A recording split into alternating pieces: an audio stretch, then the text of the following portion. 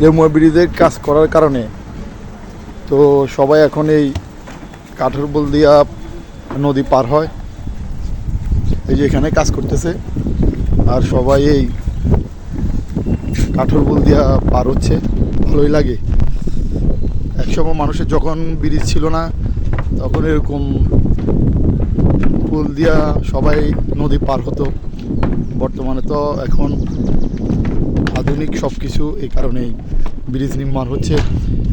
কিন্তু একসময় মানুষ এরকম পুল দিয়ে এই পার থেকে নদীর এপার থেকে ওপারে যাতায়াত করতো।